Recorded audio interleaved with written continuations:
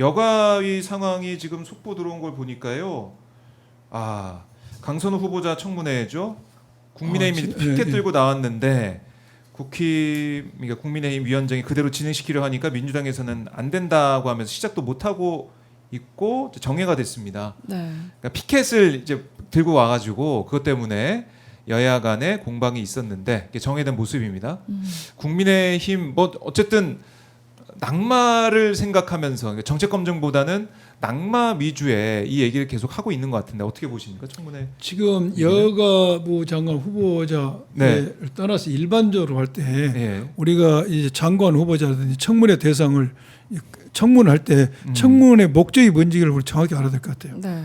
장관의 어떤 특정한 장관직을 수행할 만한 능력이 있는지 네. 정책 검증이 돼야 되는데 이제는 정치적 입장에 따라서 정략적으로 공격을 하는 것이죠. 네.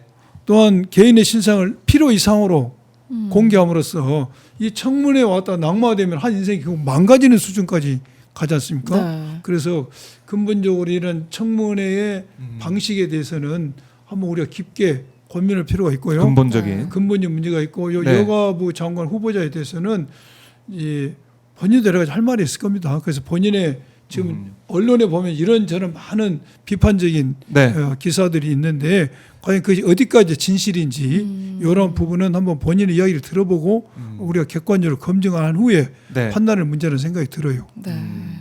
봐야 된다. 자, 강선우 후보자는 제 앞에 앉아 있습니다. 후보자 자리에 앉아 있고 앉아 있네요. 예, 정해가 된 상황입니다. 저 보통 마음이 참 아, 마음이 부담이 될 그렇죠. 것 같아요. 네. 제 입장이라면. 기사도 이제 너무 많이 쏟아져 네. 나오고 있는 상황이라. 그래요. 그리고 오늘 보니까 김건희 특검이 양평고속도로 노선 변경 관련해서 국토부 등 10여 곳을 압수수색을 했는데 네.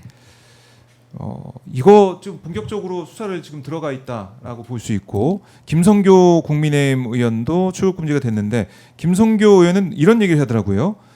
이 노선 변경 개입설 관련해서 노선 변경이 추진된 당시에 김건희 여사 일가가 양평에 땅을 가지고 있다는 사실조차 알지 못했다 이렇게 해명하고 있는 것 같아요. 이 의혹은 좀 어떻게 당연히 김성교 의원 입장에서는 네. 누구든지 그런 변명을 죄를 진 사람 변명할 권한이 있으니까 그런 변명이 가장 아주 요약된 핵심적인 몰랐다. 변명이죠. 난 몰랐다. 지금 건진법사랑 약간 좀 비슷한 느낌. 나는 몰랐다는데 이 양평 없어졌다. 고속도로 변경은 양평군 양서면에선가 예. 돼 있죠. 강상면으로. 그다음에 강상면으로 맞아요. 갑자기. 변경된 배경이 김성교 의원이 국회에서 IC 나들목이 필요하다는 이야기를 하면서 이제 변경하게 된 배경이 되지 않습니까? 네. 본인은 이제 몰랐다고 땅이 몰랐다. 있는지 모르고 네, 시민들의 몰랐다. 어떤 편리를 위해서 나들목 설치를 위해서 변경 요청을 했다고 이야기를 하지 않습니까? 네. 그런데 하필이면 그 대목이 그 김건희 씨 측근들의 네. 친척들의 땅이 있었고 또 하나는 당초에 양서면으로 가는 노선과 강성면으로 노선이 어떻게 합리적인 것인가? 네. 언론에서 그렇지 않다는 거 아닙니까? 네, 평가해봤을 변경된 때. 노선이 합리적이 않다는 거 아닙니까?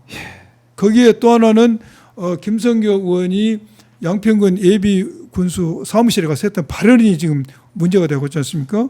그 양평 공주 개발 관련해서 네. 내가 허가 내준 것 때문에 윤석열 대통령이 자기가 고맙게 생각하고 장모 문제 때문에 늘 미안하게 생각하고 있다. 이렇게 공개적으로 했어요. 공개적으로 이걸 전체적으로 종합해 보면은 아. 수사기관에서는 당연히 김성교 의원에 대해서 본인이 그래 변명하겠지만은 그 변명이 맞는지 네. 여부에 대해서 수사할 만한 충분한 상황이 된 것이죠. 상황이 된 것이고 이것은 경기 남부경찰청에서 사전에 수사를 했지 않습니까? 네. 국토부와 양평군이 압수수색했고 또 김성교 원인에 대해서 아마 계속해서 수사를 했던 과정이었어요. 네. 그러다 특검이 돼서 이첩한 것이기 때문에 특검이 정치적 보복한다는 말은 좀 그렇죠. 네. 그 전에 남부경찰서에서 수사할 때는 그런 말을 했던 것 같은데 특검이 수사에 들어가니까. 네. 특검이 본격적으로 들어가니까 하니까. 출국금지하고 그러니까 무슨 정치 보복 프레임을 하지. 다 그 전에 그런 경기 남부청에 살 때는 이분이 그런 말을 안 했던 것 같아요. 그러게요. 네. 네. 뭐 착한 수사인가요? 그래서 이것은 다. 본인이 그런 변명을 할 수가 있고 또 정치 보복도 할 수도 있어요. 입장에서 그렇지만은 객관적으로 봤을 때 네. 이것은 충분히 수사할 거리가 된다. 그래서 이것은 정치적 보복이라고 할 일이 아니라 네. 당연히 얘들 수사에도 수사에 응하면서 억울한 일 있으면은 본인이 소명할 일이죠. 밝힐 문제죠. 네. 그러니까 이게 뭔가 애매한 것도 아니고 그냥 갑자기 한순간에 고속도로를 휘게 만든 거잖아요. 그렇죠. 누가 네. 봐도 네. 비합리적이죠. 네. 네. 그러니까 이런 일이 계속 되니까 마치 본인이 약간 신처럼 느껴지지 않았을까 그런 일을 명령한 사람 측에서는 네, 보면 이제 특검에서 KT 인사 개입 의혹도 김건희에 대해서 수사 착수한다 이런 또 보도도 이거 뭐 나왔습니다. 여러 가지 의혹들이 쏟아지고 있고 또 이른바 이제 집사 게이트라고 우리가 얘기하고 그렇죠. 있는 예. 김혜성 씨 관련된 것도 이것도 참 김건희의 인맥에 따라서 여러 가지로 또 대기업들이 그렇죠. 돈을 대고 이런 거 보여주지 않습니다. 여러 언론에서 제기된 것처럼 그 김모 씨 집사람 네. 김모 씨는 그 잔고증명서 위조 요 부분에서도 같이 책임을 졌던 사람 쪽으로 미처분 인척이었다. 네. 또 이것은 IMS 모빌리티 이전에 비마이커라는 회사를 네. 먼저 차렸지 않습니까? 네.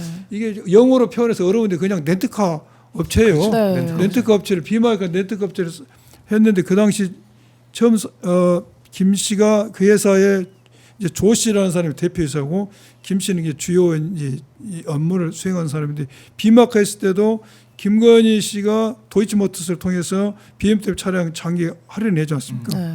굉장히 보증을 해준 것이죠. 맞아요. 도이치모터스가 열대였나요? 보증 네. 한 또 몇십 대 됐었던 것 50대인 같아요. 거죠. 50대인가. 예. 또 아니 3억 원을 가지고 50대를 빌릴 수가 있어요? 그것도 그러니까 진짜. 이익을 공동체 한 것이죠. 김건희 여사와 도이치모터스 관계 때문에 권호수 씨가 50대인가 55대 예. 차량 할부 공급을 해주고 또 그래서 비마이크라는 사업이 되니까 이것을 김혜성 씨한테 주식을 넘기죠. 네. 그런데 주식이 1만 원대 옮겼는데 몇 년에 146만 원까지 쳐서 이것을 팔게 되죠. 네. 그리고 또 이게 이제 IMS로 바뀌어지니까 다시 윤석열 정부 출범 후에 네. 김혜성 씨는 차명을 의심되는 법인 이노베스트 코리아를 만들고 그 주식을 넘기죠. 네. 근데 이 중요한 것은 IMS 모빌리티가 자본 잠시 상태였다는 거 아닙니까? 그럼에도 불구하고 2023년에 184억이 여기에 들어가는 것이죠. 네. 그 184억을 줄 때는 모두 유상증자 신주를 발행해야 되는데 구주 이노베스트 코리아 46억을 사가는 아주 이례적인 것이죠. 그래서 이해 안 가는 138억만 네. 이제 회사로 들어가는 것이죠. 그 IMS 모빌리티 들어갔는데 그 돈 중에서도 105원은 또 손실 처리했다는 겁니까? 그러니까 자본상식 회사에 180억 투자했다는 것도 이례적이다. 그렇죠. 그다음 이 돈이 46억을 돈을 구주로 인수한 것도 이례적이다. 138억이 갔는데 그해 바로 105억이 손실 처리도 이례적. 그런데 중요한 것은 투자한 사람들이 크게 이의 제기를 하지 않는다. 다른 데도 난리를 폈을 것인데. 네. 그리고 투자한 사람들이 그 당시 다 현안이 있었던 것이다. 이러한 여러 가지 문제점이 있어 봤을 때 이것은 김건희 여사가 네. 그 후광을 놓고 한 거 아니냐. 예? 그래서 압수수색을 영장을 청구했는데 그러니까요. 법원의 판사가 이걸 기각했어요. 그것도 참 이해가 안 돼요. 수사 대상이 아니라고.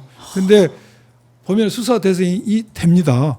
여러 가지 김건희 씨 특검법에는 16개 범죄 사실이 있거든요. 네. 그중에서 13개는 개별적인 범죄 사실입니다. 나머지 3개는 네. 뭐 관련 인지, 고소 고발, 뭐 인지한 건데 이것은 1호 뭐 주가 조작 등 미공개 정보를 이용해서 수익을 얻는 것. 네. 그리고 또 하나 12호가는 대통령이 대통령실을 지원을 받아서 수익을 창출한 행위.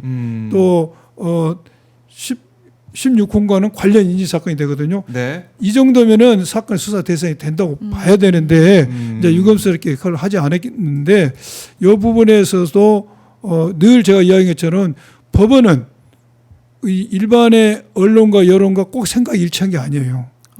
보통 사람은 당연히 이걸 발부를 그러니까요. 해주라고 예상했죠. 네. 압수수색은 사실은 뭐 90%대 발부를 그렇죠. 보이기도 하고 예, 예. 당연히 발부가 돼서 수사가 제대로 될 거라 생각했는데 그게 안 되다 보니까 결국 이 어떻게 보면은 이 서울중앙지법에 이렇게 일부러 심어둔 게 아니냐 이런 얘기가 예, 나올 예. 정도로 예, 예. 너무 화가 난 상황이 되는 거죠. 그래서 이제 우리 민주당에서는 그럼 김건희 특검을 필요하면 개정하겠다. 수사 대상으로 넣을 수도 있다. 아, 이제 이런 말도 나오고 특검에서는 다 영장을 지금 재청구하려고 하는 상황이죠. 그 너무나 이게 김건희 씨의 범죄 사실이 많다 보니까 그러니까 이게 여기저기 네. 계속 터져 나오고 있습니다. 예. 그러니까 이게 이거는 끝까지 올라가 끝이라고 할 수는 없겠지만 올라가 보면 그 KBS하고도 좀 연관이 돼서 그 오페라 게이트 얘기가 나와서 그게 이제 윤석열 대검 중수 일과장 당시에 김건희와 결혼하던 시절부터 뭔가 특혜를 봐줬던 게 아닌가 뭐 이런 얘기까지 이어지더라고요. 네. 오래된 인연부터 시작된. 네. 그러니까 김예성과 그렇죠. 김건희의 그 경제 공동체의 관계가 2012년부터 시작됐다. 네. 음, 그래서 지금까지 이어져 왔다라는 그래요. 게 있습니다.